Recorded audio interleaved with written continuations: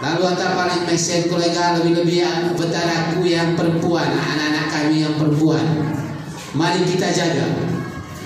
Mari kita jaga, beri support mereka, usahakan untuk asli di pacaran itu. Karena banyak pengalaman kami juga datang oleh Pak. Oh, dah aku haji lo oleh cowok, setelah aku haji lo stan. Bagi sertifikat dia. Ya. Sehingga ini saya minta dengan hormat. Lalu yang berikutnya adalah soal kehadiran dari adik-adik kami tidak sebut namanya, bahwa ada juga anak-anak dari bapak ibu yang tingkat kehadiran itu boleh dibilang sangat mengkhawatirkan, sehingga kami itu terbuka. Ada mari sekolah itu adalah wali kelas. Kami siapa? Kalau misalnya begini, hari Sabtu atau hari apa, asal keinginan aku mau sekolah mulai Senin sampai Sabtu, kami langsung cek di putar kelas, langsung cek berapa absennya. Tapi selagi tidak ada komunikasi, kami mau komunikasi dengan siapa? Sehingga tidak heran kalau di akhir semester itu selalu kami debat terus dengan anak-anak yang tingkat kehadirannya itu sangat mengkhawatirkan. Sehingga di sini mari kita sama-sama membimbing dan mengarahkan anak-anak kita itu supaya yang pertama itu adalah tegakkan kedisiplinan. Jadi mengontai dengan makarim. Jadi nilai itu bukan menjadi soal ukuran. Kayak di Jokowi oleh nilai itu bukan menjadi soal ukuran. Jadi soft skillnya. Jadi dia punya keterampilannya, lalu disiplinnya, itu yang diambil nanti di dunia kerja. Tapi kalau dia cepat komputer, tapi datangnya adalah jam 10, sementara toko itu bukannya jam 7, maka itu otomatis tidak dipakai. Tapi kalau dia komputernya adalah setengah, kehadirannya jam 7 tepat, itu akan dipakai oleh perusahaan. Jadi itu saja penyampaian dari saya. Kurang dan lebihnya saya mohon maaf. Mari kita dukung adik-adik kita, mari kita dukung Bapak dan Ibu guru, dan mari kita dukung bersama dunia usaha atau perkantoran tempat mereka akan kami titip nanti untuk beberapa bulan ke depan. Sekian dan terima kasih. Dan dengan resmi saya buka rapat ini dengan resmi.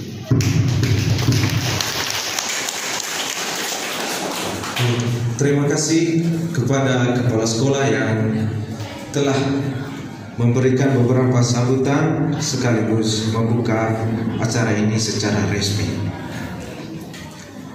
Ada beberapa hal yang saya petik tadi itu terkait dengan PSG, tetapi itu dijelaskan secara umum sehingga mungkin dari Bapak Ibu orang tua wali semua masih merasa penasaran seperti apa. Untuk lebih jelasnya, kita akan sama-sama mendengarkan penyampaian terkait pelaksanaan PSG dari Ketua Pelaksana PSG. Berikutnya kesempatan sebelumnya saya berikan.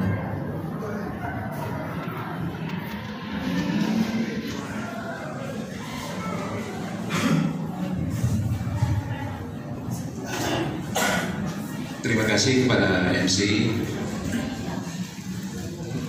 Bapak Ibu, perkenalkan, nama saya Sabinus Adil. Sabinus Adil, saya mengajar di SMK ini 25 tahun. Jadi untuk prakirin atau PSG itu rutin kita lakukan selama 25 tahun yang sudah saya lewati di sini. Oleh karena itu, pada angkatan tahun 2024-2025 ya, hal yang sama kita lakukan. Oleh karena itu ya, hari ini Bapak Ibu diundang untuk mendengarkan beberapa ya hal-hal teknis tentang prakirin ini.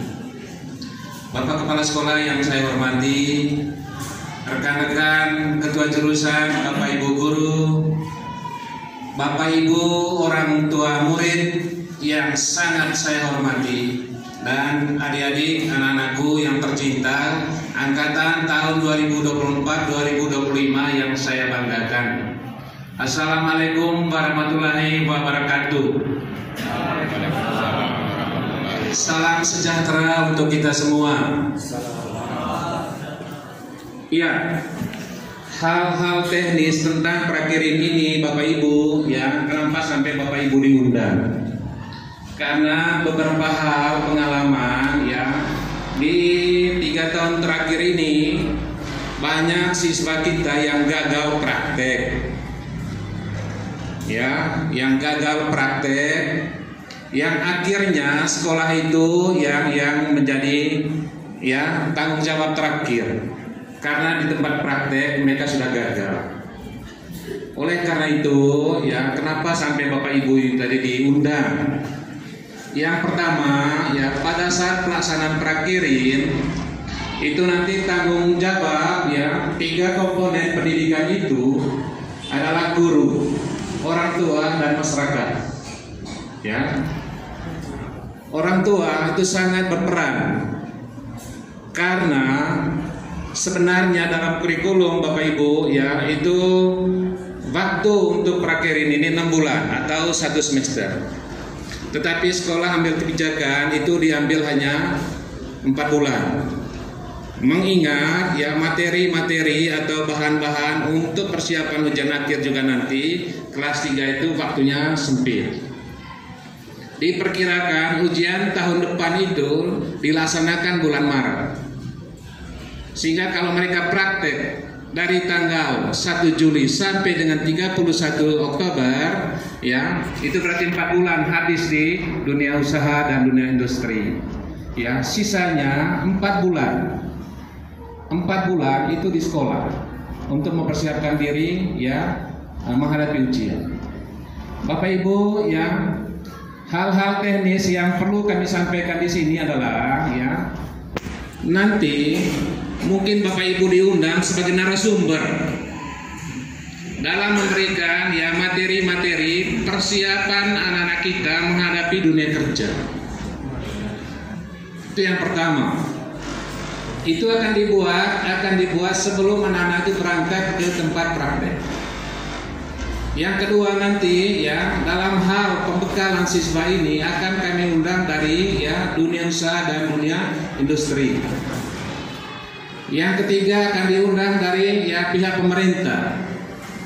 Ya, karena kita domainnya itu adalah provinsi, maka yang diundang itu nanti adalah Korwas untuk memberikan pembekalan kepada siswa dalam menghadapi dunia kerja.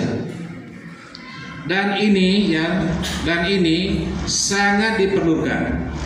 Karena SMK itu, yang slogannya itu SMK bisa. Bisa untuk kuliah, bisa untuk kerja. Nah, kalau nanti anak-anak kita itu nanti ingin melanjutkan kuliah, ijazahnya yang dipakai Bapak Ibu. Tetapi kalau misalnya anak-anak kita yang saya belum bisa kerja, saya belum bisa kuliah tahun ini, saya mau kerja, maka sertifikatnya itu yang digunakan untuk melamar pekerjaan. Dan itu diakui oleh negara ini. Oleh karena itu, ya, seperti yang disampaikan oleh Bapak Kepala Sekolah tadi, bahwa prakirin ini mutlak, hanya SMK yang menjalankan ini. Itu kenapa, ya, itu tadi, ya, karena setelah tamat ini nanti anak-anak kita itu bisa langsung kerja di mana saja, Mata pelajaran yang mereka dapat di sini selevel dengan D3 di perguruan tinggi, sama dengan, ya, mata pelajaran atau mata kuliah D3 di perguruan tinggi. Kebetulan saya juga pernah jadi dosen. Saya tahu mata kuliah di perguruan tinggi itu yang seperti diajarkan di SMK ini. Oleh karena itu Bapak Ibu, ya, sangat diharapkan dukungan dari Bapak Ibu, ya, untuk memberi motivasi kepada anak-anak kita ini. Jangan sampai gagal seperti 2-3 tahun yang terakhir ini. Ya, banyak yang di dunia kerja itu kemarin diusir dari dunia kerjanya. Kami kembalikan siswa ini karena, ya, pada saat anak-anak itu sudah tanggal 1 di dunia kerja, di kantor, di dunia perusahaan, maka saat itu tanggung jawab sepenuhnya adalah di dunia usaha. Jadi guru itu hanya membimbing saja. Jadi yang menentukan ya lanjut tidak lanjutnya praktek itu bukan guru, tetapi ya pimpinan di tempat mereka kerja. Oleh karena itu tolong motivasi, ya memberi dorongan kepada anak-anak kita. Itu yang pertama. Lalu ya kenapa ini harus dibuat Bapak Ibu? Ya pengalaman yang sudah bahwa anak-anak yang kerja baik pada saat mereka praktek selama 4 bulan itu, setelah tamat itu biasanya banyak yang rekrut mereka.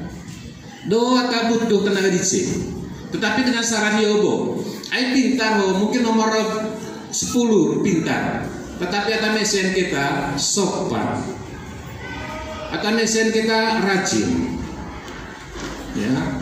Itu karena tidak tanya kau pintar tidak, ya. Tetapi yang ditanyakan oleh dunia usaha itu, ya apakah anak ini sopan, rajin. Oleh karena itu tolong Bapak Ibu, ya hal-hal teknis seperti ini kita sebagai orang tua jangan lepas. Kami iya, pembimbing yang dekat dengan mereka itu adalah guru-guru, pembimbing. Tetapi menentukan lanjut tidak lanjutnya kerja mereka itu adalah pimpinan di kantor atau di perusahaan. Ya, berhubungan dengan itu, ya kami di sini mengelola 3 jurusan. Pertama jurusan akuntansi, ya. Yang kedua jurusan administrasi perkantoran, dan yang ketiga jurusan pemasaran. Berdasarkan data tahun ini, ya. Yang ikut prakerin angkatan tahun ini itu 152, itu data yang ada. Tetapi dalam proses ada yang keluar, sehingga yang masuk lamaran di kami kemarin itu hanya 142 Bapak Ibu. Berarti ada 10 orang itu yang belum isi biodata. Padahal kami sudah 3 bulan ini dari ini, ya ada biodata, ya yang diisi oleh siswa. Sudah 3 bulan kami edarkan, sampai dengan hari ini masih 10 orang aja belum apa. Itu Bu, sampai ikut tombol dan kering kepala ya Bu, yang tingkat kehadiran itu rendah sekali.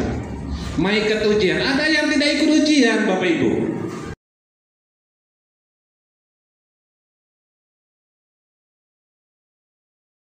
Sehingga itu serahnya amiri itu dari kebijakan itu kan. Mai haunana, mai ikut ujian.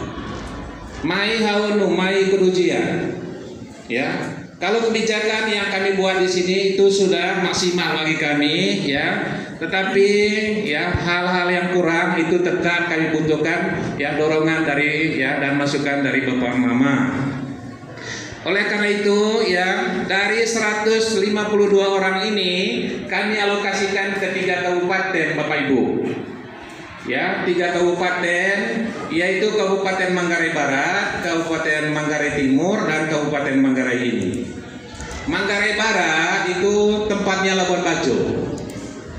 Untuk tahun ini memang ya kami kemarin itu ada juga lembor, tetapi siswanya tidak mengisi lembor. Siswanya hanya mengisi di Labuan Bajo.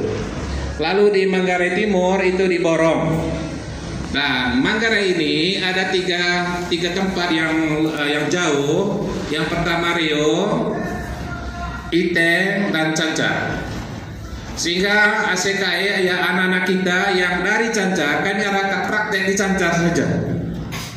Ya, yang dari Rio wilayah Pagal Sobat praktek Rio Ketmim. Sehingga ya berdasarkan lokasi anak-anak, karena di biodata ini formatnya Niamai Beo, kampung mana, desa mana, kecamatan mana, kabupaten mana, pilih lokasi. Ya, itu teknis yang kami buat kemarin, sehingga ya berdasarkan lamaran yang ada itu Bapak Ibu, ya untuk lamaran yang masuk ke Langkai Rembong itu sebanyak 89 siswa. Ya, dari 152 tadi 89 siswanya itu ada lamaran di Manggarai ini di Langkai Rembong, nanti akan dialokasikan ke kantor bupati yang paling banyak. Lalu ya untuk Cancar itu 7 orang. Untuk Cancar 7 orang, untuk Iteng 5 orang, untuk Rio 13 orang, Labuan Bajo 18 orang, ya. Dan borong, yang terakhir borong itu 21 orang. Sehingga total seluruhnya 152 peserta.